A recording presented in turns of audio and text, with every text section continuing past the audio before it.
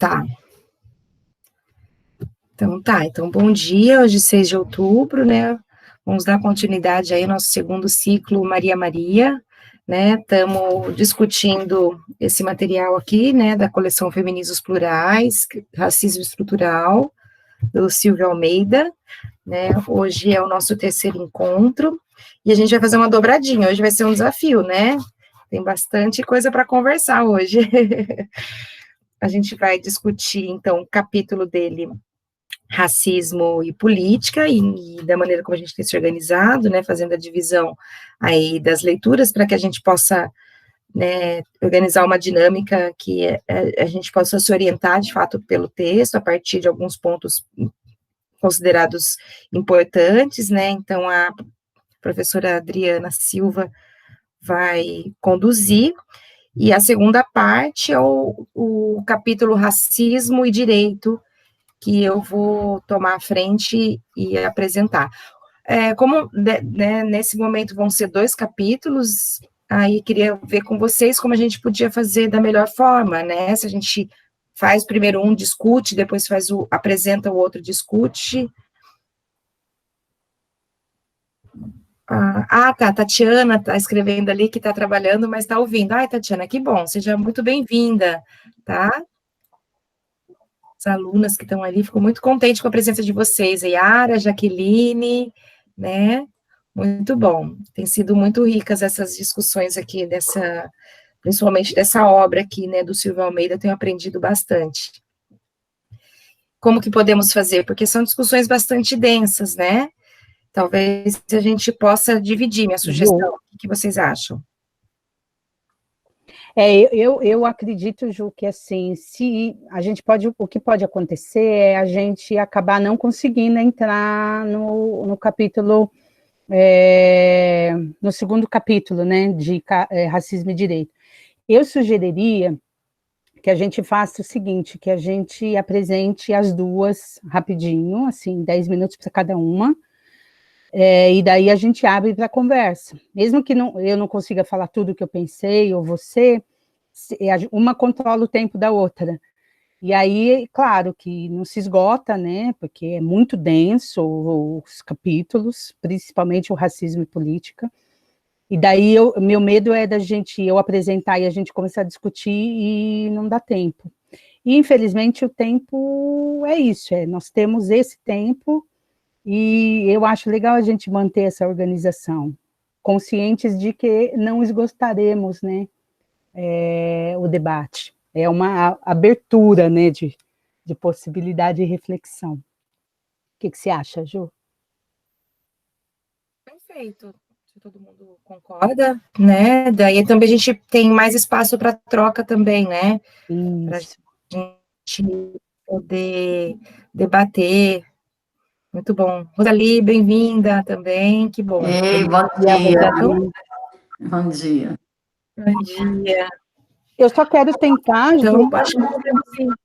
Ver se eu consigo passar um trechinho de um vídeo para vocês, que ele fez agora na pandemia, junto com a Djamila Ribeiro, que eu queria para dar o start, assim, do debate, e a gente começar com isso. Eu separei, é uma live grande, mas eu separei, são 6 minutinhos, então eu queria fazer essa introdução, pode ser? Eu vou tentar passar aqui no meu, você me sinaliza se está rolando, senão eu vejo se te mando e você passa. Depois eu ponho o link para as pessoas assistirem tudo, se elas quiserem, tá bom? Eu vou compartilhar aqui, ó, só para mostrar para vocês como eu visualizei aqui, ó.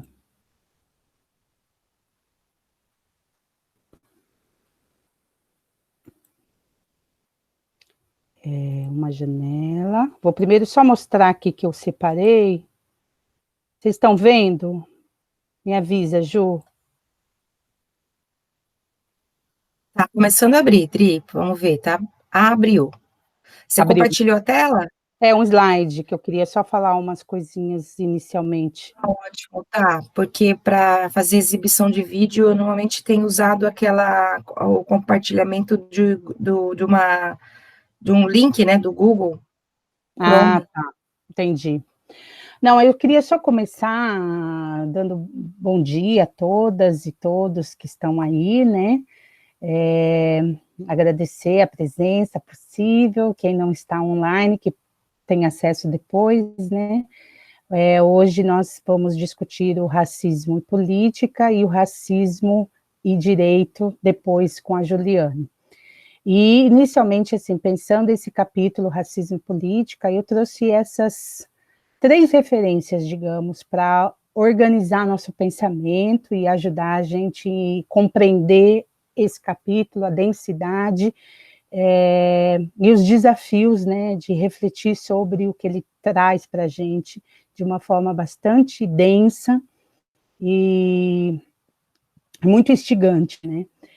E aí eu trouxe 3 referências que eu queria compartilhar, que é, primeiro, a relação dele com o marxismo e as contribuições que ele tem feito no campo da esquerda no Brasil, né, junto à editora Boitempo, e deixar 2 indicações para quem tiver interesse em pensar a política e a atuação política, organização política, pensar o racismo nessa perspectiva. Tem um dossiê que ele foi o coordenador do marxismo e a questão racial, pela Boitempo, que está disponível para venda, mas as pessoas podem procurar na internet possibilidade de adquirir. Pela Boitempo, quase sempre tem promoções e vale a pena, mas tem um vídeo no YouTube de 9 minutos, que ele fala um pouco da marxismo e a questão racial. Também deixar como indicativo também o Roda Viva do 22 de junho, que ele teve no centro da Roda Viva, logo depois do assassinato do George Floyd, né, nos Estados Unidos, e de todo o movimento do Vidas Negras Importam. Ele esteve lá e foi um debate muito intenso, e do ponto de vista do racismo e da política, é fundamental a gente entender esse tipo de movimento e atuação desse grande intelectual que é o Silvio de Almeida. E a terceira é essa live aqui, que logo no início da pandemia, a Djamila organizou lives com os autores da coleção Feminismos Plurais, e ele esteve em maio falando um pouco sobre o livro, né, Racismo Estrutural, que a gente está estudando, e eu separei um trechinho curtinho para falar sobre essa questão do ponto de vista da política, que é o que ele traz nesse capítulo, tá? Vamos ver se eu consigo passar. Depois eu falo desses pontos. Deu para ouvir, né, Ju? Então, essas referências são bem importantes, assim, para aprofundar depois e ter uma relação com o autor. Eu acho que isso é fundamental, sabe, desse estudo que a gente está tendo, a gente ter essa relação com o autor e a forma como ele vem estruturando o seu pensamento, né? Tá aparecendo aí, Ju, por favor? Abrindo, Tri. Abriu. São 6 minutinhos, tá? Da coleção Feminismos Plurais, e a gente tem ouvido muito, né, no Brasil, depois do seu livro, eu sinto que esse tema está muito mais no debate, né? As pessoas estão falando mais. Eu acho que está dando microfonia, se você puder desligar o seu microfone, não sei se é o do seu ou se é de outra pessoa, tá? Tá, tirei. Vê se melhora. Ela vai fazer a pergunta sobre o livro, o que é racismo estrutural, e ele vai responder, tá?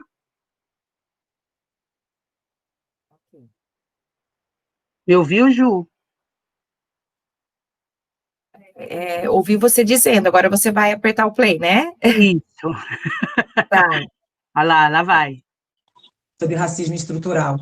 Como é que... Só que, mesmo assim, ainda tem muitas dúvidas e tudo mais. Claro que a gente não tem muito tempo, Mas como é que você poderia definir, né, esse conceito de racismo estrutural? Tá. Bom, eu acho que a primeira coisa a dizer é o seguinte, esse conceito não foi por mim inventado, não foi criado por mim. Acho que não, muito... então depois do seu livro ficou mais um debate público. Não, perfeito. Não, você sabe disso de cor salteado. É que algumas pessoas acham que fica até uma briga, às vezes pessoas brigando, falam, não, é que o Ciro inventou o conceito. Como é que você pode falar que o Ciro inventou o conceito? Eu não inventei o conceito. Esse conceito já é. E você teve aqui nos Estados Unidos, sabe que outras pessoas já vinham falando sobre isso, né, há muitos anos, né? Agora, o que eu acho que o livro faz, que é uma contribuição que eu mergulho muito ter dado, quando me foi dada a oportunidade de escrever o livro na coleção. Eu acho que, primeiro, eu organizei o debate, consegui organizar o debate, e não fazendo coleção do que as pessoas disseram, mas tentar organizar o debate, inclusive entre aqueles que já estavam debatendo, né? Dizendo o seguinte, apontando, inclusive, algumas contradições das pessoas que já falavam e mostrando alguma confusão, porque as pessoas misturavam racismo institucional com racismo estrutural, ficava um monte de várias classificações, né, que às vezes não querem dizer muita coisa.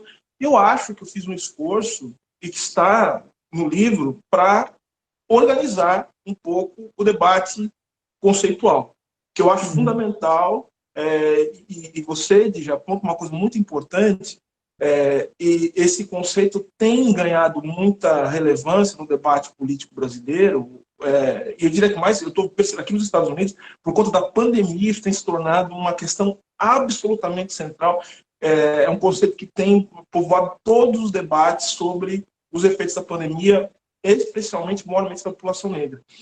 Então, eu acho que essa foi a minha contribuição, organizar o debate. Dizer o seguinte, olha, estrutural é isso, porque estrutura e instituição são coisas diferentes, são conceitos, e a gente precisa utilizar os conceitos de maneira correta, porque a gente está falando de coisas que serão utilizadas como instrumento da luta política. São chaves de compreensão da realidade para que a gente possa agir na realidade. Então, o rigor conceitual é muito importante, até para que a gente possa exercer o papel, que é o papel dos intelectuais, que é justamente municiar as pessoas de possibilidades diferentes de compreensão do mundo. Mostrar que o mundo não é esse horror que a gente está vendo aí. Existem formas diferentes de ver o mundo. Essas pessoas que hoje mandam no mundo, mandam no Brasil, mandam nos Estados Unidos, elas são anticonceituais, porque elas não gostam de ciência, elas não gostam de inteligência. Então, a gente precisa justamente demonstrar que o uso dos conceitos, a nossa atividade como intelectuais, é uma atividade política por excelência. Então, eu acho que esse é o primeiro ponto. Agora, o segundo ponto, respondendo mais diretamente a sua pergunta, é o seguinte, o que eu acho que é a minha contribuição? Eu acho que o livro ele tem alguma coisa de original, porque, assim, o que eu faço é dizer o seguinte, quando a gente fala de racismo estrutural, a gente não está falando de uma forma específica de racismo, porque o povo gosta de fazer muita classificação. As classificações, elas até são importantes, porque as classificações, elas dão conta de permitir a identificação de fenômenos sociais, mas de forma parcial. O que eu digo no livro, está logo no começo, né, na introdução, né, é o seguinte, não existe racismo que não seja estrutural. Todo racismo é estrutural, porque o racismo ele não é um ato. O racismo é um processo em que as condições de organização da sociedade reproduzem a subalternidade de determinados grupos que são identificados racialmente. Então, assim, o livro, isso é uma outra coisa, eu não estou falando só de racismo antinegro, é uma teoria geral sobre o racismo, sobre a configuração da raça. O que significa que os considerados brancos, eles estão incluídos nesse processo, porque você não tem possibilidade de o branco ficar fora desse processo, porque o branco também ele é racialmente constituído dentro desse processo. Então, o racismo, enquanto um processo de reprodução de condições sociopolíticas, e eu estou falando aqui de economia também, ele cria os negros e os brancos e os coloca em posições antagônicas dentro da estrutura social. Então, não é só uma questão moral, não é uma questão jurídica, né? Não é uma questão somente econômica, estrito senso. Tem a ver com... Ou seja, falar de racismo estrutural é falar de como, tanto, e aí eu faço essa divisão, coloco esses elementos, tanto do ponto de vista da economia, que é um ponto absolutamente central, porque a gente está falando aqui de igualdade, como também, estou falando de igualdade, estou falando de igualdade material, e a igualdade material, ela configura a raça, né? O racismo é isso, ele se materializa em desigualdade, do ponto de vista material. Então, economia, política, ou seja, como o poder se organiza pela lógica do racismo e para também reproduzir as condições estruturais de uma sociedade racista.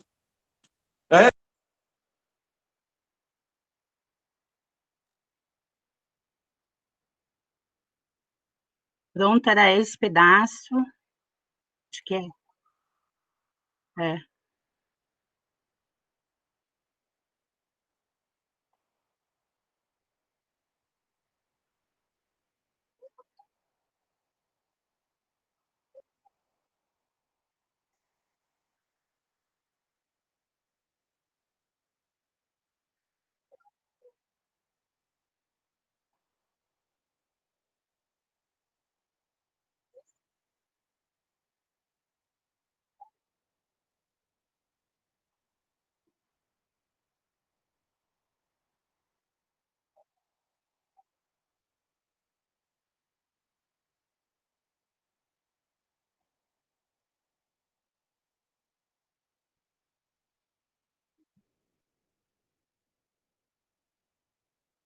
Ei, travou aí?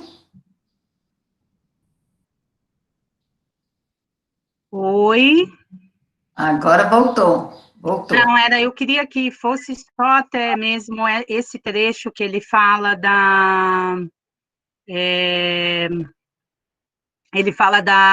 do dia de luto e luta, né? Para a gente chegar nesse ponto da organização política, da luta política, né? Então, eu achei esse trecho um trecho fundamental, assim, para retomar e situar a discussão e trazer em pouco mais de 5 minutos uma síntese bastante profunda, assim, desse pensamento complexo, né? E só para finalizar, ou também trazer alguns pontos para o debate, eu vou apresentar aqui só os pontos que eu destaquei em relação ao capítulo em si, tá? Eu vou compartilhar aqui, só me sinaliza, Ju, se vai. Agora eu não estou conseguindo abrir a outra janela. Para os slides é uma outra janela, não é? Tem que ir no apresentar agora, né? Ah, tá. Vê se vai. Compartilhar a tela inteira. Tá indo, Ju? Tá indo. Abriu. Ótimo. Eu vou falar rapidamente, porque a gente tem pouco tempo, mas só para passar, assim, en passant, né? Alguns pontos que eu destaquei da leitura do capítulo, que, como eu disse antes, é muito denso, intenso, né? Mas ele traz justamente a contribuição que ele coloca no vídeo, né? De organizar o debate, né? E trazer os conceitos de uma forma que vão se entrelaçando, né? Para entender a questão do racismo enquanto um componente central dessa estrutura social e econômica que é o mundo capitalista, né? Então, ele traz no início o Estado como essa forma política do mundo contemporâneo, né? E daí ele vai para as questões da teoria do Estado e o campo das relações raciais. O objetivo dele, né, pensar a teoria do Estado e o campo das relações raciais. Então, ele discute o Estado, o poder e o capitalismo. Nisso, ele vai imbricando o Estado, a sociedade, política e economia. e as formas sociais do capitalismo, né? A forma mercadoria, da propriedade privada, a forma dinheiro, finanças, e a forma jurídica, de liberdade e igualdade. Ele trazendo toda essa base, né, da teoria do Estado, ele entra nas questões relacionadas à raça e nação, à pátria, o orgulho nacional, a formação de identidades a partir dessa dimensão, né, territorial dos Estados-nações, né? E aqui eu até coloquei em destaque, dentro do que ele traz da questão territorial, ele fala logo em seguida, né, do controle socioestatal sobre o corpo das mulheres, o quanto essas questões estão diretamente imbricadas, né? E isso, por isso que eu trouxe a referência do marxismo, né, da questão do racial, do ponto de vista marxista, porque ele tem uma base marxista e ele traz na sua análise o tempo todo questões interseccionais, né, ou esse imbrincamento, né, de raça, classe e gênero. E ele entra numa discussão bastante profunda sobre a questão nacional colonialista, né, do projeto nacional, e eu lembrei de um filme bem interessante sobre isso, que é Vênus Negra. Depois eu pego as referências e deixo no chat, mas é essa questão da criação, né, da construção da raça e do outro, o exótico, né, o outro que pode ser objetificado, né, como diferente, né. E também ele fala da dimensão da afrodiaspórica e traz uma série de autores, e ele entra numa questão, assim, que eu teria que ficar horas, assim, falando sobre isso, que ele traz a categoria de americanidade da Lélia Gonzalez, né, que a gente falou dela já em outros momentos, passando as questões coloniais e decoloniais, né, ele traz o nível quidiano, né, autores latino-americanos também, para situar essa questão territorial e a questão colonial, e ele chega na necropolítica, depois que ele faz uma discussão sobre a biopolítica do Foucault, né, ele chega na necropolítica de Achille Mbembe, que é um sociólogo camaronês, que está bastante em voga por esse salto que ele deu do conceito do Foucault de biopolítica para necropolítica, a partir desses processos de acirramento das perversidades sistêmicas, né, do neoliberalismo. E ele chega, no final do capítulo, com a Marielle Franco, trazendo a dissertação de mestrado dela, que fala das UPPs, da favela, a reduzida a 3 letras, né? E é brilhante a forma como ele traz da discussão da necropolítica do Achille Mbembe para Marielle Franco como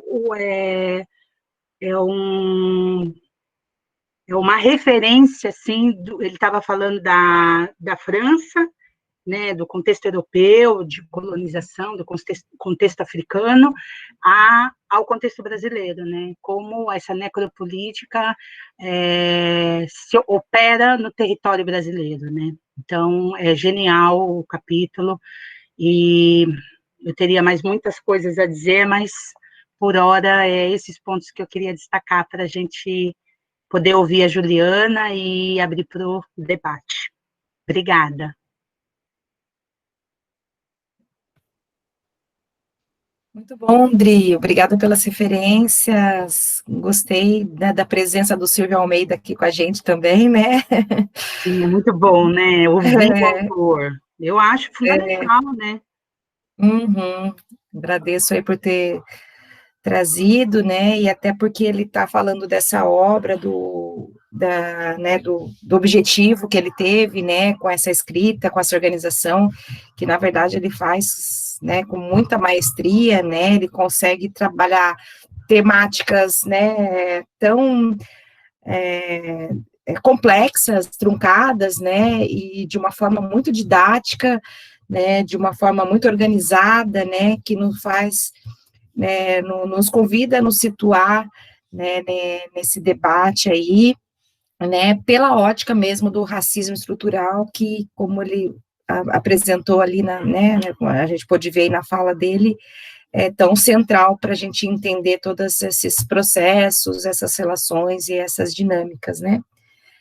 Então, eu fiquei carregada, então, de trazer aqui alguns pontos principais do capítulo Racismo e Direito, tá? Eu vou compartilhar a tela aqui com vocês também.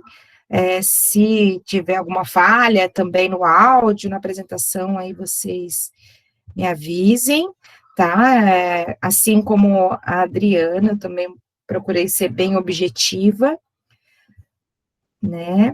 E vamos lá. E aí, aqui para depois, justamente, a gente poder explorar mais ali no debate, tá? Vocês estão conseguindo ver minha tela? Sim, Ju, tá aparecendo aqui pra gente. Então tá jóia. Então, racismo e direito, né? Ele começa justamente, né, preocupado em trazer algumas visões mais correntes sobre o que é direito, né? Definir o que é direito, ele, enquanto advogado, né, também com experiência professor de direito ali, ele faz isso de uma maneira, né, muito didática, inclusive, né? E aí ele traz 4 concepções, né? Ele inicia com essas 4 concepções mais vigentes, né? Do que é o direito. E a primeira, então, é pensar o direito enquanto justiça. E aí ele defende que o direito, nessa perspectiva, ele é visto como um valor. E aqueles que são defensores, né, dessa visão são considerados justnaturalistas, porque eles entendem que o direito, né, enquanto justiça, ele tem uma essência natural, né, de que haveriam regras pré-existentes à imposição das normas feitas pelo Estado, né, a própria organização social, ela os justnaturalistas preveem que haveria, então, né, todo uma perspectiva ética política que visa dar esse sentido e que estaria no campo, então, né, do natural, da essência, tá? Ele destaca que são poucos os autores que hoje se declaram justnaturalistas, né, mas essa visão ela é bastante importante para a gente entender, inclusive, como se organizava, né, a escravidão de povos, ou a superioridade de alguns povos sobre outros, porque ele estava fundamentado justamente nessa ideia de ordem natural, né, e muito marcada também pelo racismo nesse sentido, né. E aí ele lembra também que no Brasil, no século XIX, né, haviam muitos juristas que se opunham à abolição da escravidão, justamente por conta do direito à propriedade, né, propriedade privada, e que os escravos eram considerados propriedade privada como os bens semoventes, ou seja, né, aqueles que movem com tração própria, né, eles eram semelhantes aos animais. Então, todo esse fundamento estava nessa visão, né, naturalista de que era assim que a vida se organizava. E aí a gente precisava, então, né, a justiça servia justamente para poder reafirmar, né. Aí a gente tem aí a segunda concepção, que é o direito como norma. Nessa concepção, que ele chama de dos jus positivistas, né, ele entende que o direito é organizado a partir dessas regras, que são postas e garantidas pelo Estado. Então, são as leis, os códigos, os decretos, as resoluções, né, e os críticos, né, dessa visão justpositivista, né, afirmam que ela impossibilita uma real compreensão do direito, né, porque ele é um fenômeno complexo, que envolve muitos aspectos políticos, éticos, né, e que a crítica também é feita que quando a gente pensa essas leis, esses códigos, retirados do seu contexto histórico, né, a gente vai reduzi-lo a um problema de ordem pessoal, né, de problema psicológico, né, de modo a não perceber, né, essas irracionalidades, né, as hierarquias que são fruto dessas relações de poder, né? Aí a terceira concepção dele é o direito enquanto poder, que a partir, né, de uma visão Foucaultiana, né, vai entender que são mecanismos de sujeição e dominação, que são inseparáveis do racismo, né, como a gente pode observar na maneira como ele se opera, a partir das abordagens policiais, nas audiências de custódio, e também na vida das prisões, né.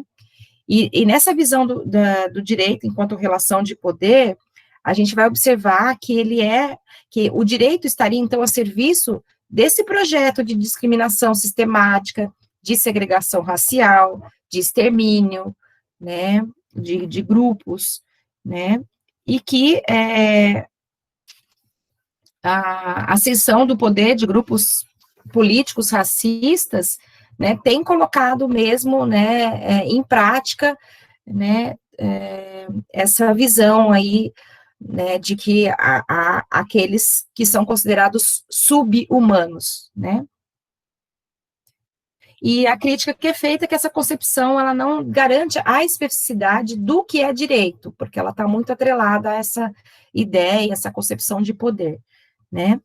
Aí a quarta, que eu acredito que é a que ele vai desenvolver mais, né, que é conceber o direito enquanto uma relação social. Mas a preocupação que ele faz é que, sim, não é qualquer relação social, mas quais seriam aquelas relações que podem ser consideradas jurídicas, né? E aí ele cita um autor, que é o Alisson Leandro Mascaro, que define o direito não pela sua quantidade, mas sim pela qualidade. O que isso quer dizer? Que o direito não está nos conteúdos ou nos objetos de uma relação que determinam se ela é jurídica ou não, mas sim na forma como essa relação opera, né? Ele dá um exemplo aqui que fica bem claro de entender. Que o casamento, por exemplo, é um termo caro às religiões, mas no direito, o casamento assume a forma de um negócio jurídico, um verdadeiro contrato.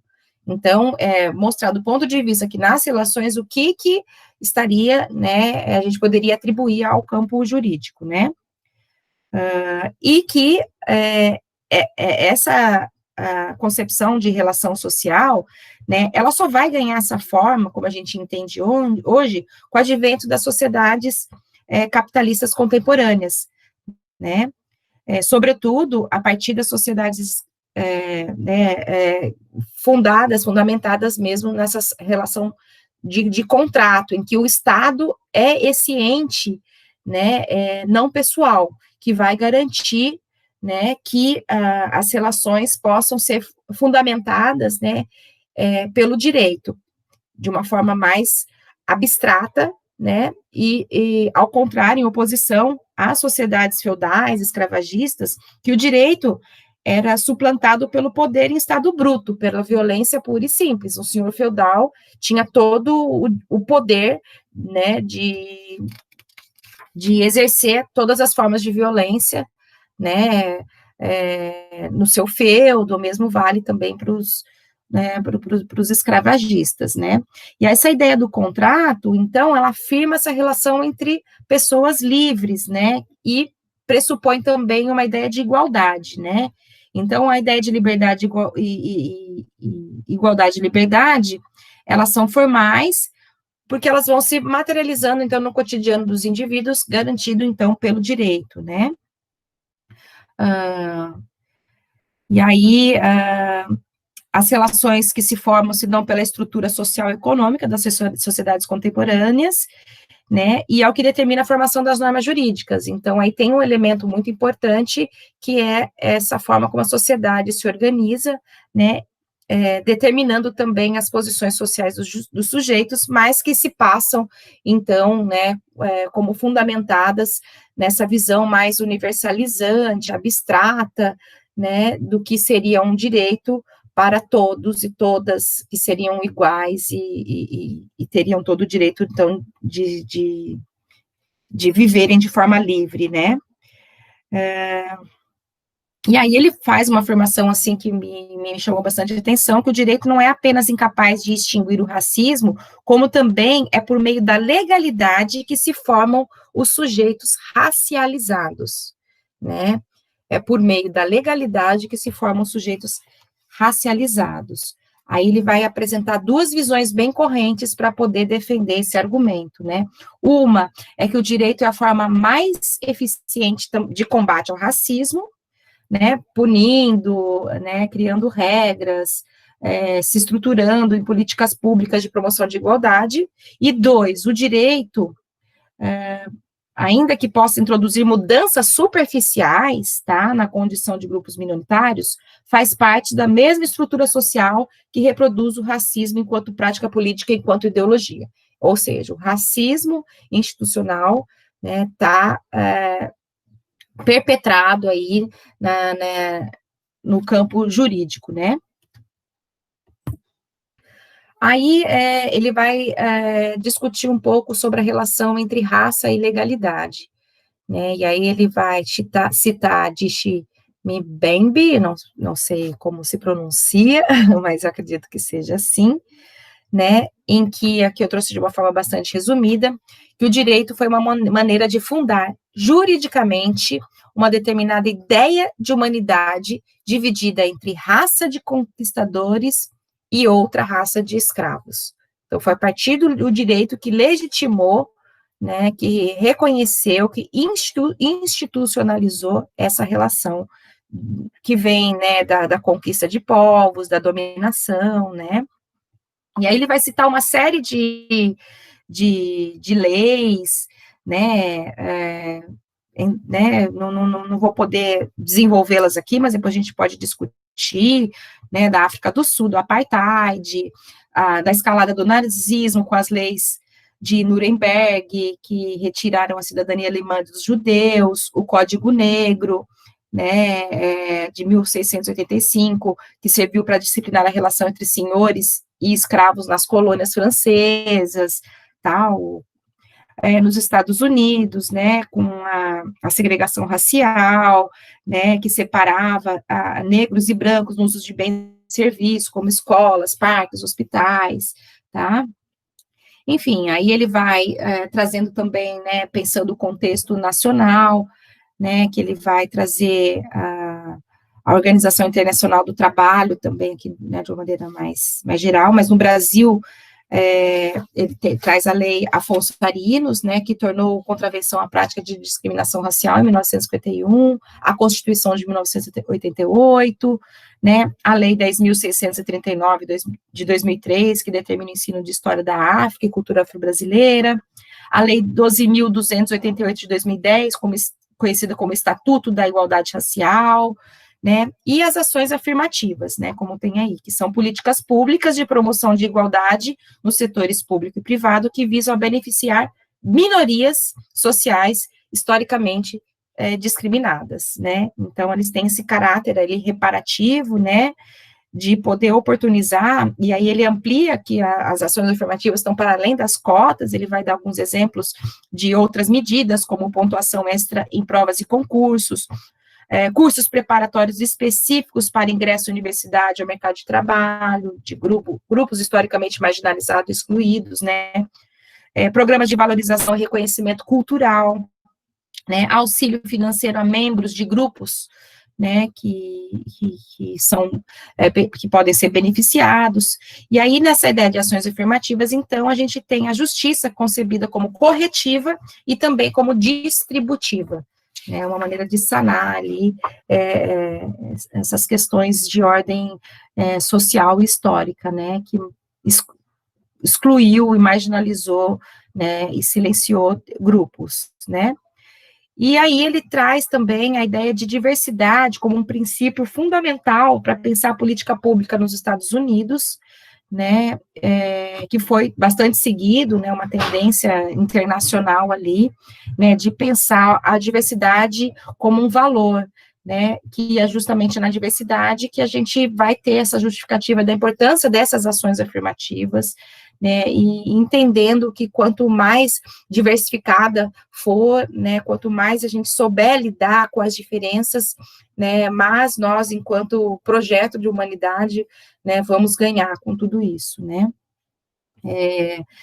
Aí, então, para terminar, a gente tem aí o direito e o antirracismo, né, que é uma discussão que vem, então, a partir do século XX, destacado aí pelos protagonismos políticos dos movimentos sociais, porque foram justamente esses movimentos que serviram para inspirar as práticas e políticas pedagógicas para contestar o racismo de forma inovadora, né? Daí ele dá um exemplo dos anos 70 e 80 nos Estados Unidos, do movimento Critical Race Theory, né? E aí ele vai citando autores que, por diversas vezes, a gente já viu referenciados, né, principalmente nessa coleção que a gente está lendo, Derek Bell, Richard Delgado, Kimberly Crenshaw, né, da interseccionalidade, Patricia Williams, né? E aí, o que esse movimento, né, da teoria crítica racial, né, o que ele vai apontar para a gente entender,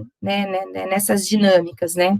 A crítica ao liberalismo e a ideia de neutralidade racial, né? O eurocentrismo, essa crítica, né, ao essencialismo filosófico, a interseccionalidade jurídica, né, com a Crenshaw, que a gente já discutiu, né, para pensar como que se dá esses cruzamentos, como se operam esses cruzamentos, né, que vão atravessando e categorizando os diferentes sujeitos, e isso impacta também nas políticas, né, e também os estudos sobre a branquitude, que até então eram inéditos, né. E aí ele termina, então, esse capítulo, né, defendendo que o combate ao racismo, ele está atrelado aos rumos políticos e econômicos da sociedade, né, que a gente só vai, de fato, conseguir combatê-lo, né, a partir também de uma retomada crítica aí, né, com relação à forma como essa nossa sociedade está estruturada, né, pelas relações de poder fundadas aí, né, na política e na economia, tá?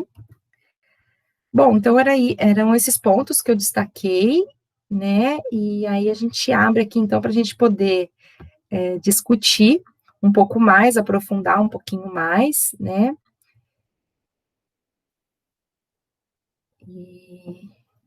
Muito E aí, bom, passo a palavra para Ju. vocês.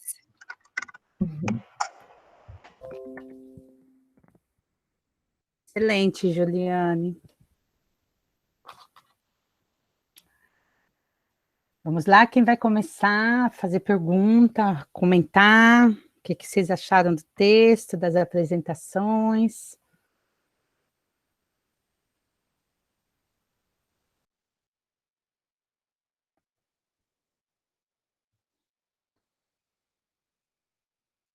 Foram textos tão densos, né, meninas? Nossa, porque passaram tantas concepções, né? Inclusive a concepção de igualdade, do direito formal, porque, na verdade, né, a igualdade, como sempre foi proclamada, né, desde lá da Revolução Francesa, igualdade, fraternidade, não é algo dado, né? A igualdade formal não é algo dado, não basta garantir uma igualdade nas legislações. Então, é nas relações, como ele mesmo coloca, que você vai desmistificando e você vai assegurando tanto a política quanto o direito, porque precisa ser analisado do ponto de vista do Estado e do poder, tanto a política como o direito, né? Não sei, são conceitos, assim, densos, que eu acho que eu tenho que voltar, né, para fazer esse debate sobre o que é política, na verdade, né, na concepção do Estado, está relacionada à força, ao poder, por isso que nós nem acreditamos muito na política, porque, para mim, a política ela se dá na relação e não na violência, mas, historicamente, todas as imposições e o racismo, foram relações institucionalizadas, numa relação de poder mesmo, da força, né, da imposição de um grupo sobre os demais. Assim foi sendo definido o conceito de política e de direito, né? E o conceito de o conceito de igualdade formal também provocou essa discriminação, todo esse preconceito, essa superioridade, todos somos iguais, como? né? Então, cadê o conceito aristotélico, né, da igualdade, de tratar os desiguais, como é que ele fala? Esqueci agora.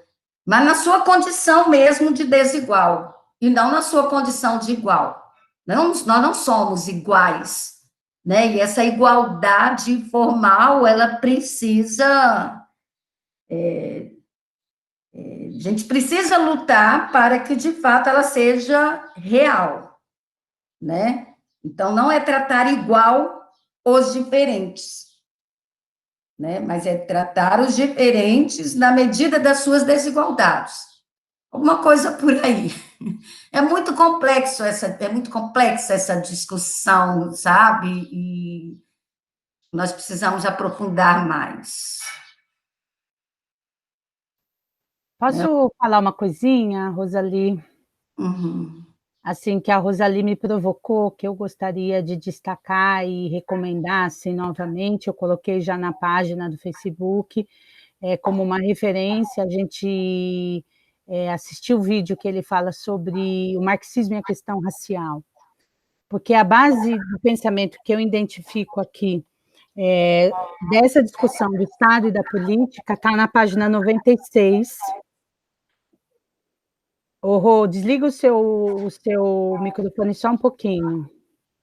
Eu vou ler, posso ler, Ju, só essa partezinha? No início da página 96, ele diz o seguinte: os liames da sociedade capitalista são mantidos por uma combinação de violência e consenso, cujas doses dependem do estágio em que se contam os conflitos e as crises. E aí tem 85, uma nota, que qual é a referência, né? Então, vamos lá no 85, ver de quem que ele está falando. Antônio Gramsci, Cadernos do Cárcere, Rio de Janeiro, Civilização Brasileira, 2011. Então, continuando. Esse pensamento, ele traz do Gramsci, e por isso que é tão importante aquela introdução que eu trouxe sobre o papel dos intelectuais, né, sobre a questão política do ponto de vista de transformação da sociedade. E aí ele segue. As reformas jurídicas que concedem direitos sociais aos trabalhadores e às minorias são exemplos bem acabados desse processo, uma vez que, dependendo da força e do poder organizativo dos trabalhadores, certas reivindicações serão obtidas, como aumentos salariais e melhores condições de trabalho.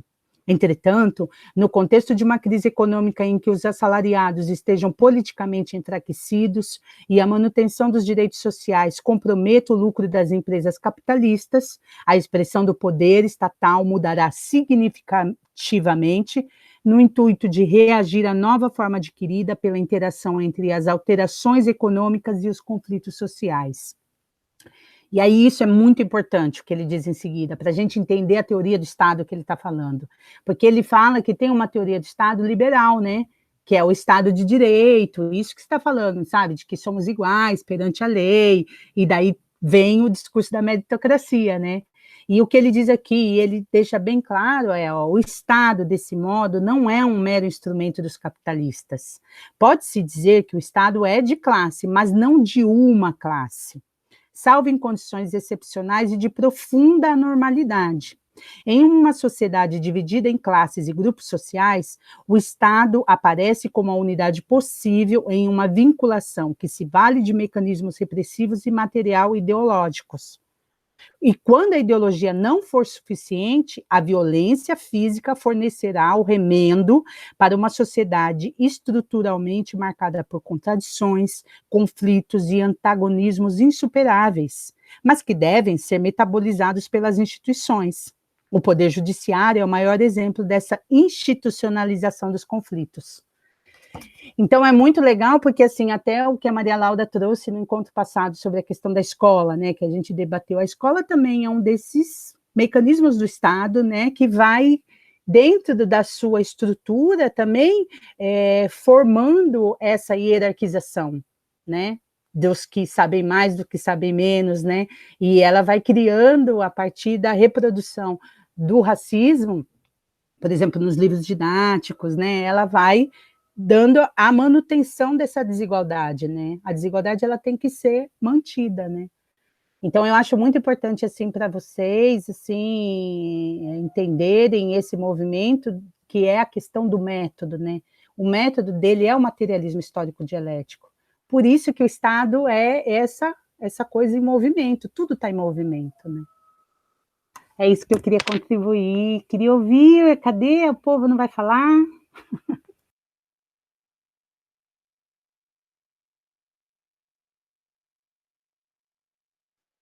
Eu queria só complementar um pouquinho, né, dessa fala da Adriana, quando você traz a escola, né, como esse território mesmo, né, esse espaço para difusão e legitimação, né, como diria Bourdieu, das desigualdades, né, que vai reconhecer esses grupos, né, no caso, muito marcados, então, né, por todas essas interseccionalidades, aqui a gente está destacando o racismo, né, vai atribuir, então, a esses indivíduos, né, dado que um problema que é estrutural, que é social, né, são grupos que não são reconhecidos, que são silenciados, excluídos e marginalizados, mas ele opera no sentido de individualizar, né, esses déficits, né, como se fosse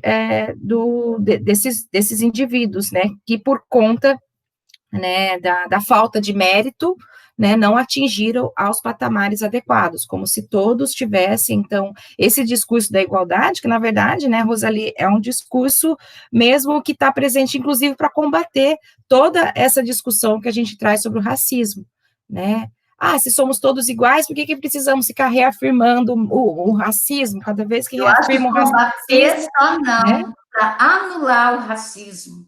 Se somos iguais, o que esse povo está lutando? Perante a lei, somos todos iguais. A lei é igual para todo mundo.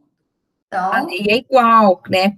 Pressupõe que todos são iguais, que a gente estivesse saindo, né, do mesmo ponto de largada, que tivéssemos as mesmas condições, né, que tivéssemos, né, todos em pé de igualdade para alcançar, assim, os nossos objetivos, e muitos desses objetivos ligados, né, a essa sociedade, né, organizada em torno do capital, né, uma sociedade, né, em torno do mercado, das relações entre empregados e patrões, né, então, o Estado, né, como responsável também de manter, né, essa organização e resolver esses conflitos que são apontados, né, mais para frente, assim, vistos como superficiais, mas que, de alguma forma, né, tem atuado no sentido de garantir aí, né, essa desconstrução, porque essa ideia de igualdade é uma ideia bastante abstrata, né,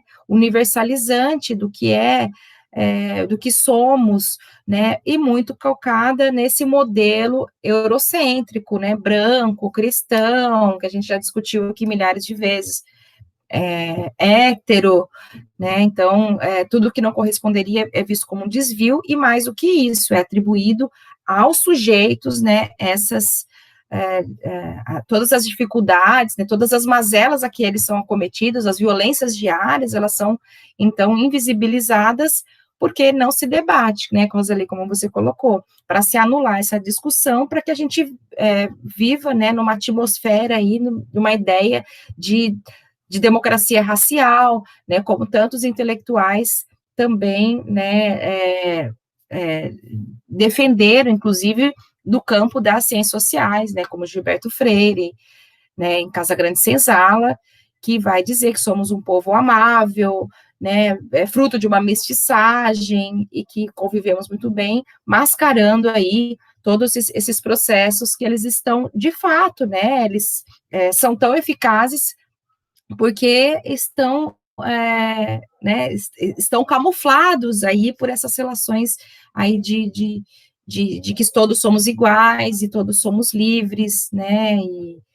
e E aí a gente não fica com dificuldade de identificar, né, esses marcadores que vão ali atribuindo e classificando determinadas posições sociais e classificando esses sujeitos, né. A Miriam chegou, bem-vinda, Miriam. Que bom tê-la aqui com a gente. Oi, bom dia, pessoal. Desculpe o atraso, na verdade eu estava em outra atividade que coincidiu com o nosso encontro. Tá tudo bem com todo mundo? Bom dia, Mário, Tatiana, Juliana, Adriana, parceira.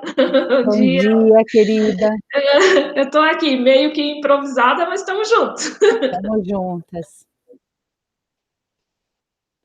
Eu estava ouvindo a Juliane falar sobre essa questão aí dos marcadores, e, nossa, essa semana eu ainda lembrei de uma situação na qual a pessoa defendeu, né, arduamente essa questão de que as pessoas precisam chegar às oportunidades mediante os seus méritos, aí a gente vem com todo aquele discurso da questão da própria história, né, de que um histórico que compromete um presente, né, uma história que compromete totalmente o presente e o futuro de uma população inteira. E aí essa pessoa diz que não, que essas pessoas, no caso, né, os negros e os indígenas tiveram toda a oportunidade de remover esse passado e de transpor isso. Aí eu fico muito preocupada pensando no quanto é difícil remover esse tipo de discurso, esse que a Juliane acabou de chamar a atenção aí, peguei já o finalzinho da fala dela, mas tem tudo a ver com o que eu escutei nos últimos dias aí, e o quanto é difícil, como as pessoas se apegam a isso. Daí, nesse mundo, daí não precisa cota, não precisa ação afirmativa, não precisa nada, porque vale só as pessoas se esforçarem. É a ideia do esforço. Esforça de que você vai conseguir, né? Aí, até questões da Bíblia são citadas, né? Esforça de ter bom ânimo e tal, que você vai conseguir. E eu acho que o grande desafio é mostrar que vai muito além disso, que são obstáculos gigantescos, né? São monstruosos, que estão à frente dessas populações e que compromete de fato.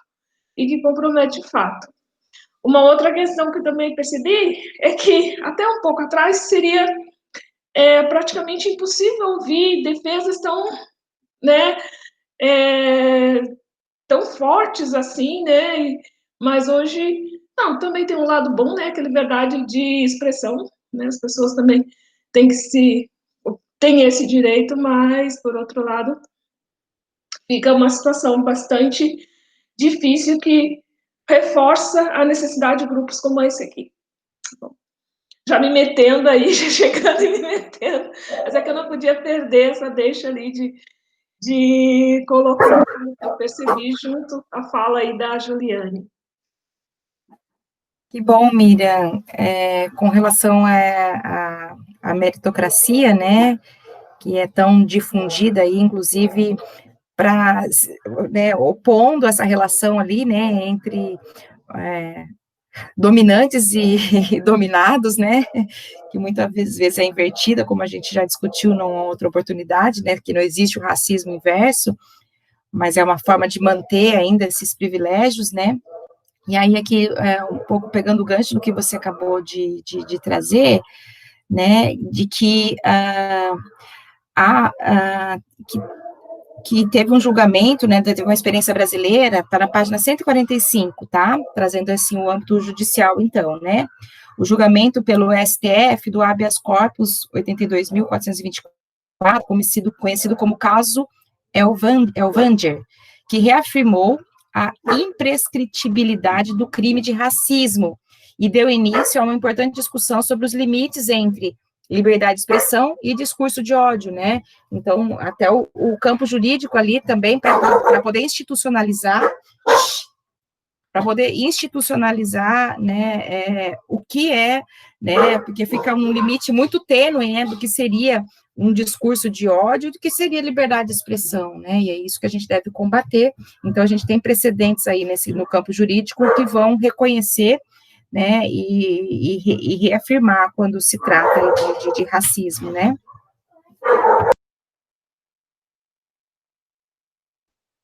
Ô, Ju, eu posso colocar uma coisa, assim, também dentro dessa perspectiva aí que vocês estão trazendo.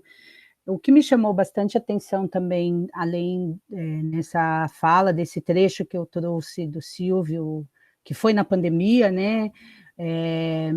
E aí eu queria reforçar essa questão da relação do racismo e da política, do ponto de vista de entender a perversidade, mas também identificando as contradições, os limites, perceber as possibilidades de resistência, né? Então, ele traz no capítulo também o quanto organizar o debate, pensar os conceitos é uma chave fundamental para a gente entender a realidade e pensar perspectivas de transformação dessa realidade, né?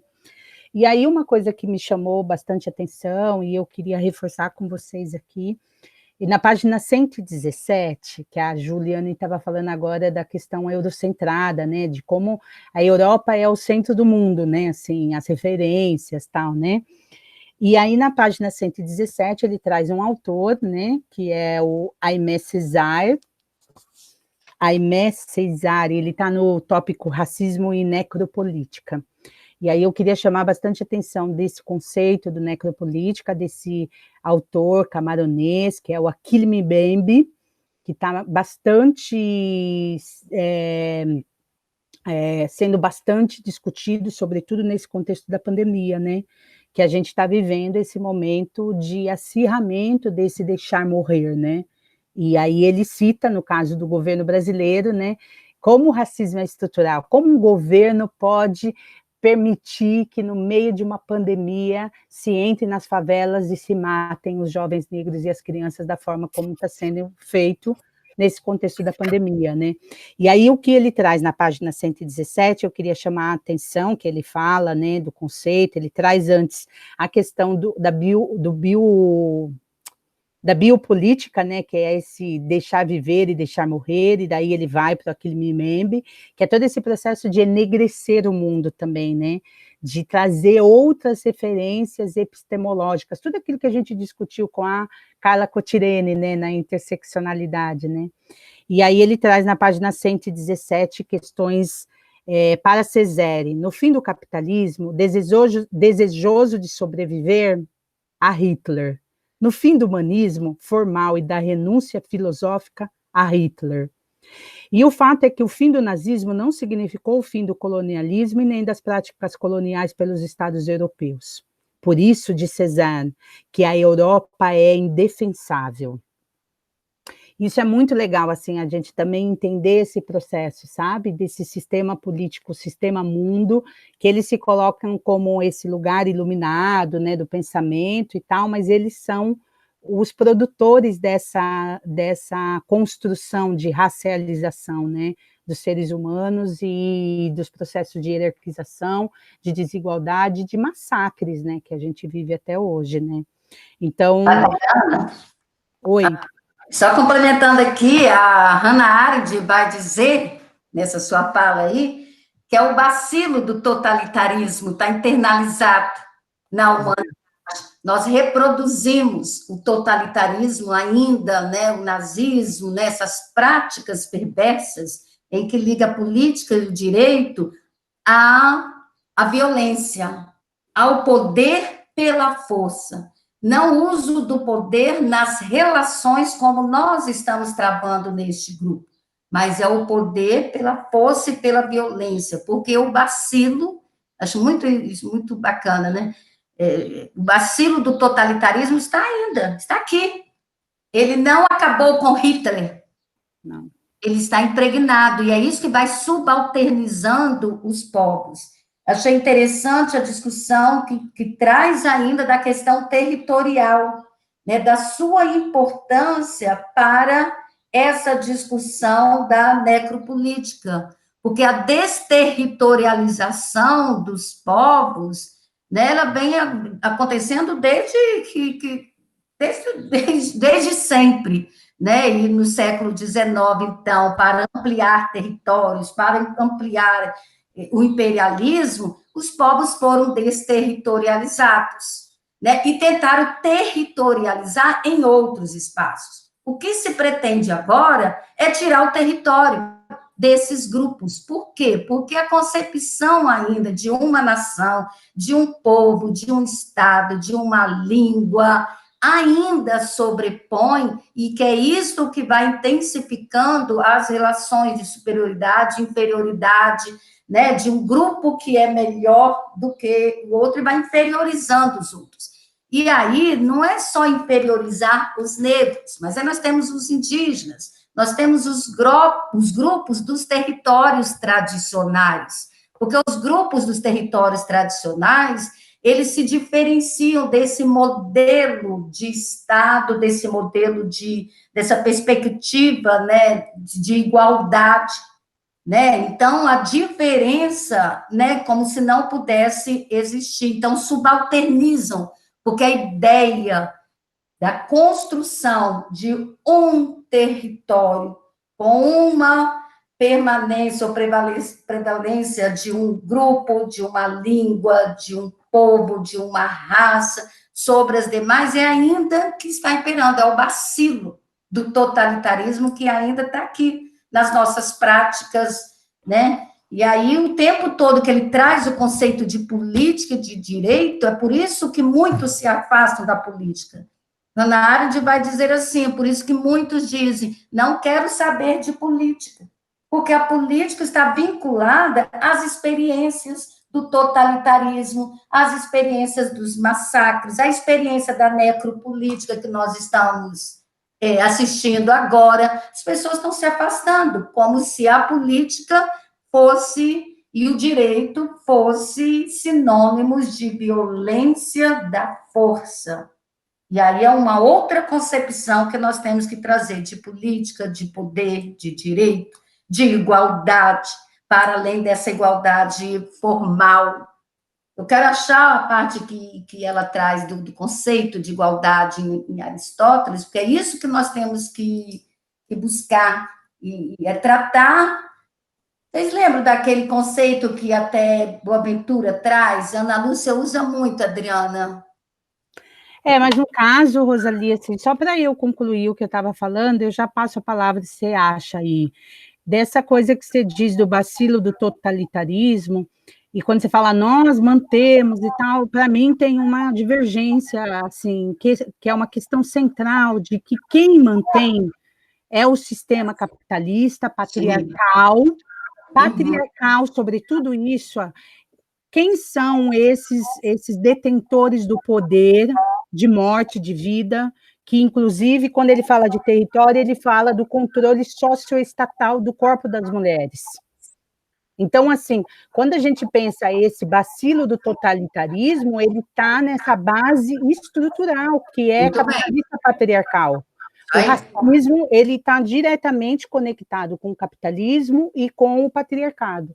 Então, assim, isso é um cuidado, e eu acho que a contribuição do Silvio de Almeida é justamente a gente entender que não existe racismo que não é estrutural, não existe sexismo que não é o estrutural. Mesmo nas relações afetivas, né, Juliana? Assim, a gente, nas relações homem e mulher, nas relações com os nossos parceiros, o tempo todo somos atravessadas pelo machismo. Isso é uma estrutura, né, que nos atravessa.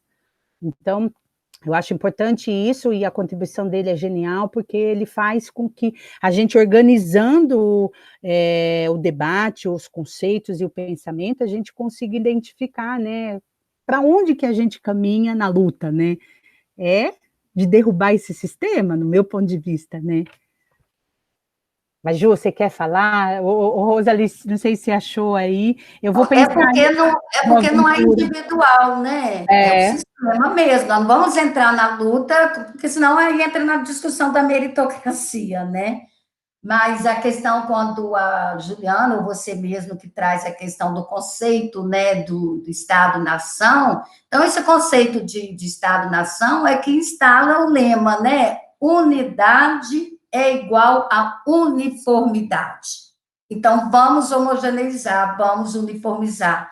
Então, esse projeto de modernidade insiste na necessidade de tornar o Estado homogêneo, e aí subalterna. E aí é o apagamento de todos os demais grupos, que se intensificou lá no Getúlio Vargas, que se intensifica agora com essa política que está instalada no momento atual. Então, vamos acabar com os territórios. Mas é isso, né, Rosalie? É uma homogeneidade falsa. É ideologia, não é? É isso que ele fala, se a ideologia não funciona, daí vai para a força policial, né? Por isso que na favela vai para a força policial, porque é tão farsa o direito de todos, né? A gente não tem direito à moradia, saneamento básico, né? E daí a polícia cai matando em cima, né?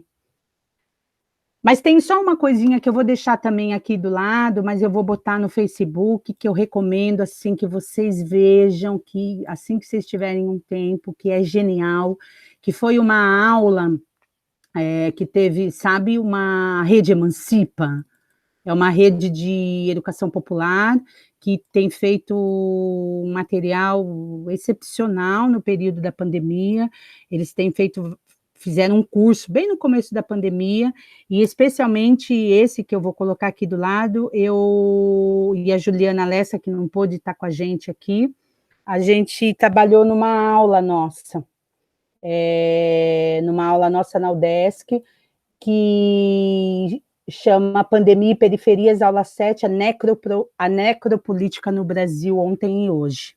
E foi o Silvio de Almeida, a Débora Diniz, e o Galo, aquele líder dos motoboys, foi sensacional, assim, para entender esse conceito de necropolítica concreto, né, na prática, no Brasil. Então, eu recomendo que vocês assistam para poder perceber o movimento desses conceitos que a gente está discutindo aqui, né. Nada melhor do que os exemplos, né, Ju?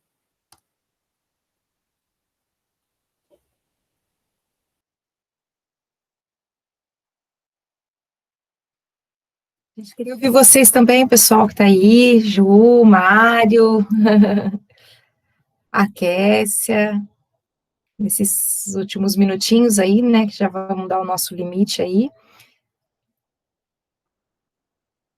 Obrigada pela dica, Dri. E de fato, a gente, né, começa a entender quando a gente vai, né, para os exemplos concretos, né, senão fica parecendo que está muito, a gente está numa discussão no campo da abstração, né, a gente fala de estrutura, mas a estrutura, ela justamente, né, ela acontece, né, inclusive o próprio Silvio Almeida, quando ele vai falar, né, do direito, né, das leis, ele está afirmando que é a institucionalização, né, o que são as instituições? Elas servem também para manter uma forma de organização social que está calcado em relações de poder, né. Ô, Ju, posso falar aqui a questão desse princípio da igualdade consagrado na lei? Porque é algo que está me chamando muita atenção, e nós, historicamente, estou falando até eu como professora, né, uns anos atrás, nós reproduzimos isso, né, que somos todos iguais, né, como se numa turma, a turma toda é igual, então tem que todo mundo ter os direitos iguais, e não é por aí, é uma falsa ideia que o campo formal do direito, né, tentou, né, dentro dessas ideologias todas, passar para nós, né? Então, o princípio da igualdade consagrada no corpo formal da lei, ele é entendido sob dois aspectos que estão interligados, Então, existe uma igualdade formal, que é isso que Silvio Abreu vem colocando na discussão do direito e da política, que está fundamentado na concepção de que todos os seres humanos nascem iguais e, desta forma, devem possuir as mesmas oportunidades de tratamento sem distinção de qualquer natureza. E a outra, considerada, fundamentada no princípio aristotélico da igualdade substancial material, que consiste em tratar os iguais de forma igual e os desiguais de forma desigual, na medida de suas desigualdades, a fim de atingir uma igualdade material real. Nós só vamos conseguir essa igualdade material, uma igualdade real, se nós estivermos pensando e atuando dentro desse princípio aristotélico de buscar essa igualdade material e substancial, que é tratar os iguais de forma igual e os desiguais de forma desigual na medida das suas desigualdades. Então, isso não significa um tratamento diferenciado aos desiguais, não significa discriminá-los negativamente, mas reduzir essas desproporcionalidades que aprofundam as desigualdades na sociedade, para garantir a todos os grupos uma igualdade de oportunidade. Oi, posso falar? Completar aqui, fazer minha participação. Assim, eu achei muito interessante, né, essa análise, essa reflexão e essa explicação da professora Rosali, né, do tratar os iguais de maneiras iguais, os desiguais de forma desigual, é muito profundo tudo isso, né? Mas é exatamente isso que provoca medo em quem está hoje no poder, né? Então, por que esse combate às cotas? Por que esse combate à presença dos negros indígenas nas universidades? Por que o combate à Universidade Federal, às universidades públicas? Porque justamente nesse processo, né, de tomada de poder, né, a partir das suas posições, a partir das ocupações, tanto no direito quanto na política, é que a sociedade pode ser transformada, né, colocando isso de uma maneira bem prática. Então, por isso que hoje em dia, né, os partidos mais de esquerda, eles estão lutando com essas candidaturas de pessoas de pessoas negras, indígenas, né, para mudar esse quadro de poder, né? Se a gente une a política, o poder e o direito, né, a gente passa a entender também que não é só o direito, não está também desvinculado da política, porque quem está comandando a sociedade são os políticos, então eles usam o instrumento do direito também para impor o que eles querem, né? E a nossa sociedade hoje sofre com essa estrutura que quer se perpetuar, mas que, através dos movimentos negros ou indígenas, está se propondo uma nova forma de organização da sociedade. Então, é nessa vinculação entre direito e política, assim, de uma maneira bem pontual, é que se pensa, né? E a gente estuda para a gente conseguir ter essa análise, que é só a partir desse poder, né, que se pode transformar. Então, se fazendo igual no sentido de poder é que se pode combater, e é isso que afronta, é isso que gera medo, e é por isso que é tão reprimido na sociedade, assim. Só isso que eu queria falar. Obrigada.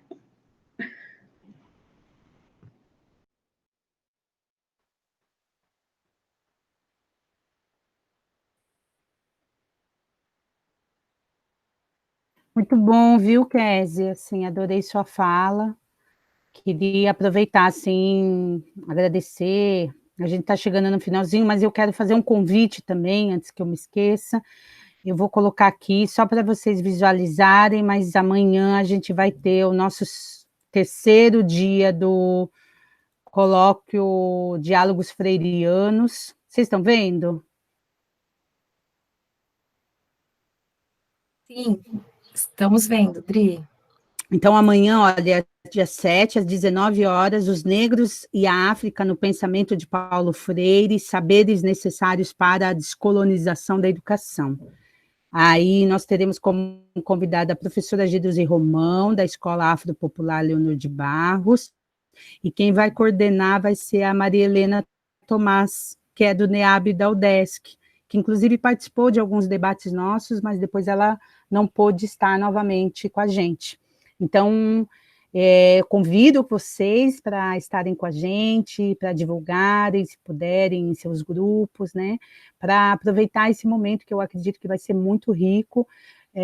Na semana passada a gente teve a professora Gisele Moura, da Unespar, e foi sensacional, e a gente ainda tem, na próxima quarta-feira, dia 14, Saberes Indígenas, Saberes Vegetais, Criações com Palavras e Imagens, da professora Lick Vander, que é da Unicamp.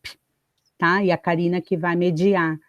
Então, fica o convite também para a gente pensar o racismo estrutural e a política a partir de proposições concretas, né?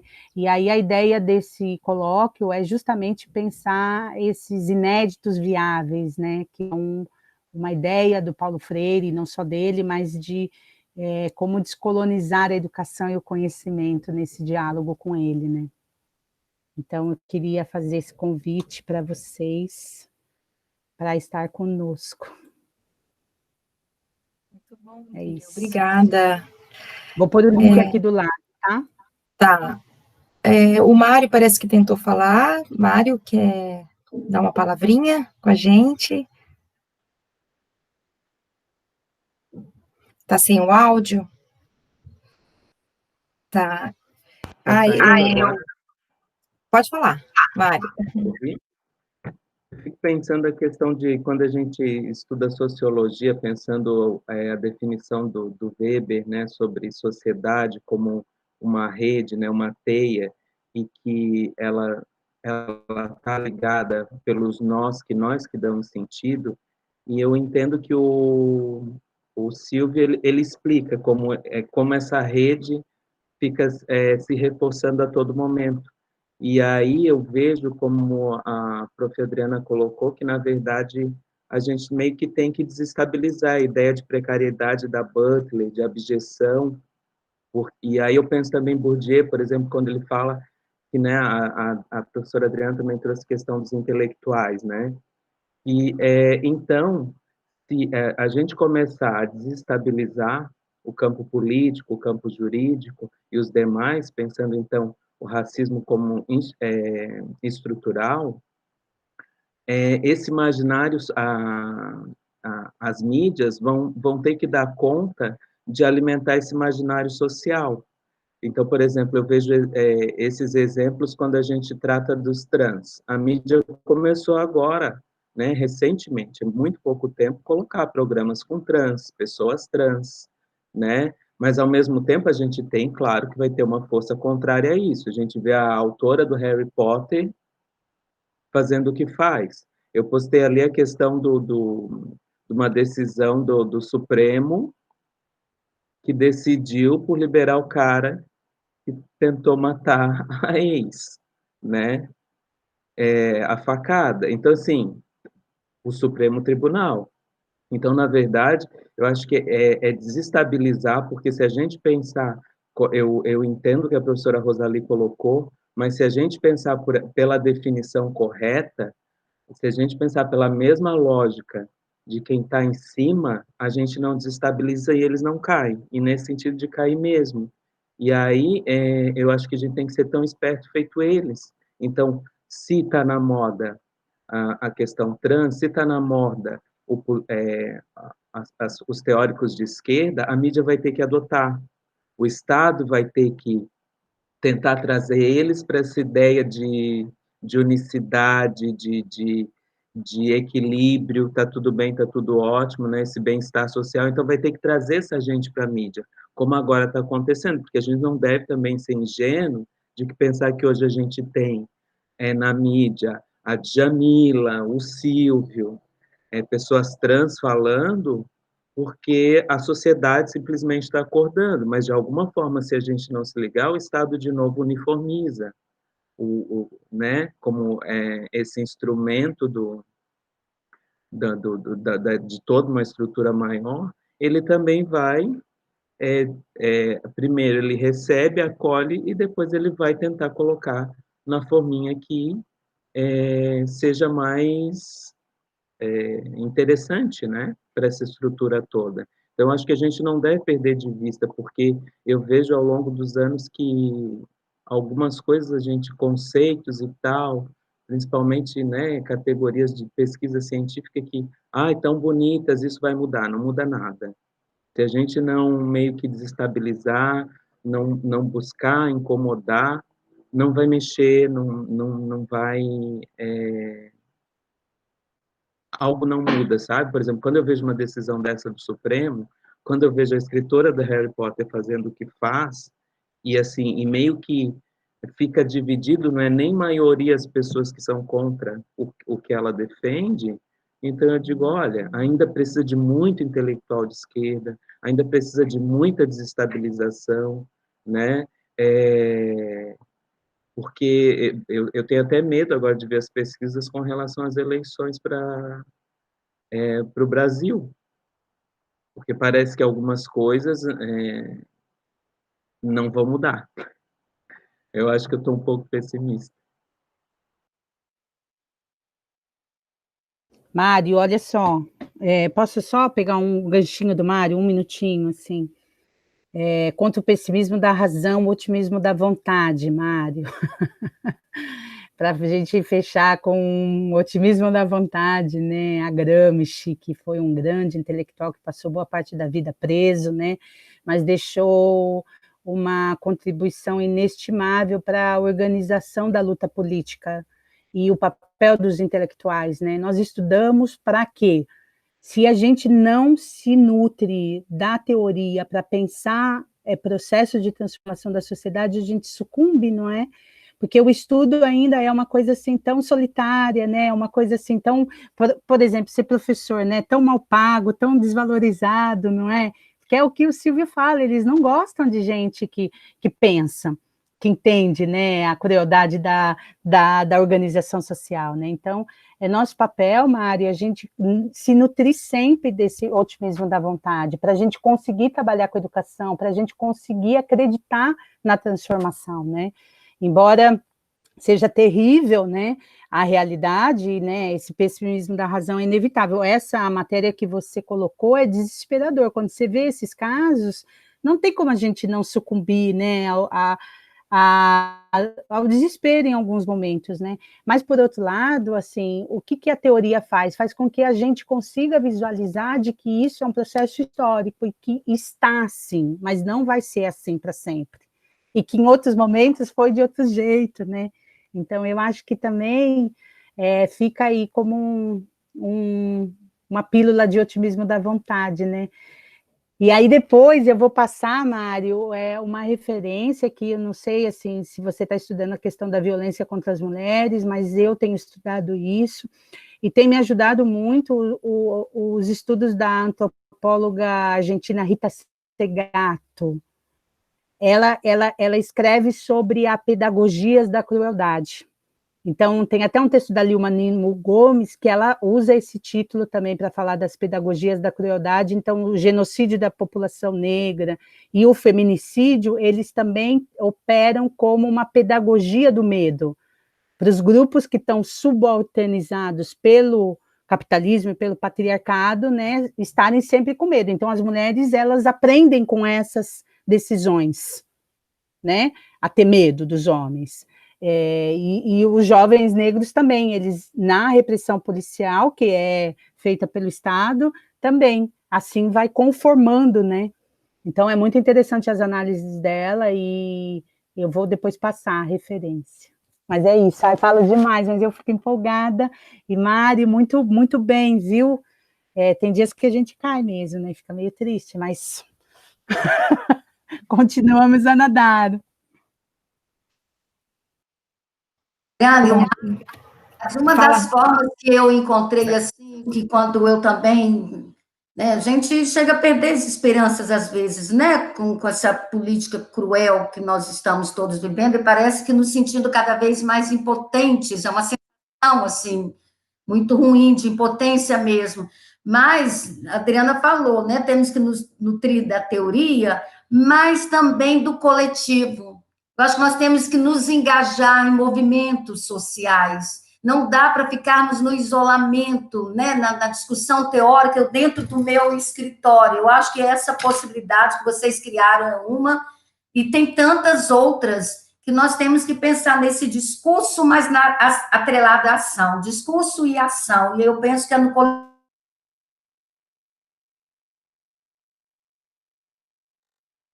Ali, acho que deu uma travadinha, né?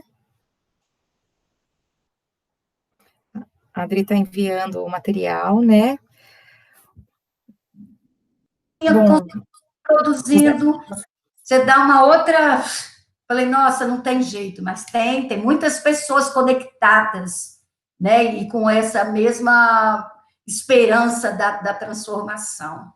Acho que é isso. Vamos nos conectar com essas pessoas. Vamos, e essa dica da Adriana, né, dos diálogos freirianos, eu gostei muito, nexos viáveis, né, da gente pensar aí, né, possibilidades inovadoras, e é justamente, né, nesse contexto dos movimentos sociais, dessas novas cosmologias, visões de mundo, né, novas possibilidades de interagir, né, porque a crítica que é feita com relação ao racismo estrutural, e a gente pensar também no machismo nessa mesma ótica, é que é como se ele tivesse dado, e na verdade é para a gente entender que mesmo que a gente tenha essas políticas de ações afirmativas, que são importantes e super necessárias, como o Silvio Almeida coloca, né, elas são superficiais, porque elas não estão, né, no foco, né, na raiz, da onde que está, que é a forma como a sociedade está estruturada e organizada, a partir desse Estado, a partir das instituições.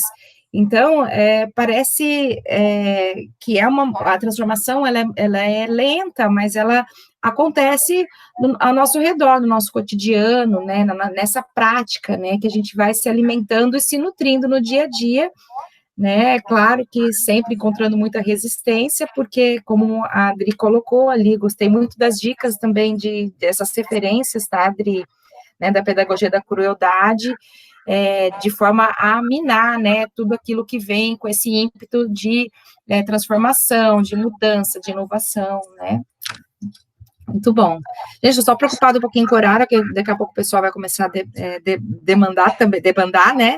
A gente precisa, para o nosso próximo encontro, a gente já se organizou, né? Eu acho que foi a Rosalie, que é o último capítulo, né? Que a gente encerra esse material, não é isso?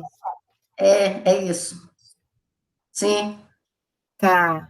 Que é o último que vamos ler, para depois a gente passar para o empoderamento. Ai, tô doida para ler também empoderamento. Vamos ver. Se mais alguém quiser fazer a leitura, também compartilhar, tá? E aí é racismo e economia, para encerrar, né? O Silvio, né? Você, Rosalie, você dá conta, né, de ler tudo e apresentar para a gente alguns pontos? Bom, dá conta de ler tudo, eu vou dar conta. Agora, dá conta de apresentar, aí... Não, mas é bem tranquilo, você faz a sua contribuição, e é isso mesmo, cada uma traz... Vou fazer, sim.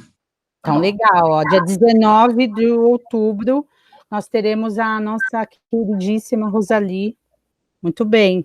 E depois, em novembro, né, novembro a gente entra com empoderamento, não é? Olha que tudo, ó, vai ter 20 de novembro, Dia da Consciência Negra.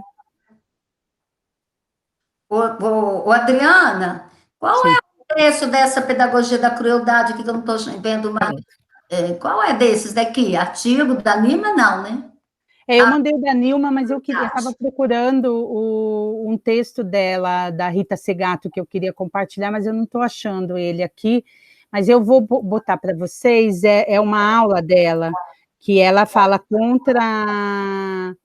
É bem grande, está dividido em 3 partes, mas eu vou botar aqui, vocês guardem aí, e daí vocês depois dão uma olhada. Ela é genial, eu acho a Rita Segato uma coisa, assim. E vale muito a pena dar uma olhada e conhecer mais do pensamento dela e das análises. Muito do que o Silvio de Almeida fala aqui da necropolítica, a Rita Segato fala da América Latina e fala da violência contra as mulheres. Por exemplo, aquele caso do feminicídio na cidade de Juarez, que é na fronteira do México com os Estados Unidos, que explodiu no mundo, ela faz várias análises sobre a cidade de Juarez e por que as mulheres estavam sendo mortas ali. Então, a questão do território que a Rosali falou é central. Então, o território é o território mesmo, né, ali na fronteira dos Estados Unidos, o narcotráfico, mas também é o território, o corpo da mulher e as escritas de horror que são feitas nos corpos das mulheres, para elas terem medo. E elas tendo medo, elas se submetem a mais escabrosas formas de violência cotidiana, né, que esses territórios acabam sendo o horror, né. Então, é muito, ela é antropóloga, assim, eu acho ela genial, então eu recomendo, dei uma olhada na aula, né, e daí depois, quando a gente for discutir empoderamento, com certeza a gente vai entrar nessas questões, né, de o que a gente faz para resistir ao horror do patriarcado, né. O que a Rosali falou, olha, juntas somos mais fortes ou morreremos todas, né, se a gente não se organiza coletivamente. Dá até medo, né, o que o Mário falou, né, nessas eleições, essas coisas horríveis que a gente está tendo no governo, né. É isso, né, eles deram licença para matar os povos indígenas, as mulheres, os negros, né. O Mário, em Santa Maria de Jetibá, eu moro aqui no interior do estado do Espírito Santo, uma comunidade muito conservadora. Vocês não têm ideia, interiorzão, os sinais do nazismo que estão sendo colocados para os candidatos daqui do PSOL e outros que não apoiam Bolsonaro. Vocês não fazem ideia. É um cantão do mundo onde eu moro, tá? Você precisa ver a cidade, dá vontade de fotografar, porque não dá para acreditar. É como se os que são contrários ao Bolsonaro são nazistas, são fascistas, não é ele que é, não, né? Ele é patriota, essa é a ideia, ele é o patriota, ele está defendendo a nação, o patriotismo. Nós não. É uma inversão de conceito, de valores, de política, de tudo, é uma loucura. Então, eu concordo com você, dá medo mesmo. Fico indignada. Por isso, Roseli, que a gente não pode ter medo, é a questão do terraplanismo pedagógico, né? Como eles operam desvirtuando tudo, não é? Confundindo tudo, não é? E nós, como somos da educação e intelectuais, a gente tem que combater isso com conhecimento, né? Por isso esse grupo, por isso que a gente colocar o pensamento na roda, né? Estudar é o que a gente pode fazer nesse momento, né? A gente já deu nosso tempo, a vocês se cuidem, se puder, venham no Inéditos Viáveis amanhã, tá? Participem, divulguem aí em Palhoça, por favor, divulguem Rosali no Espírito Santo, o Adilson é do Espírito Santo, ele também manda daí, você entrar, você manda, estou aqui no Espírito Santo, ele fica todo feliz. E a gente se vê dia 19.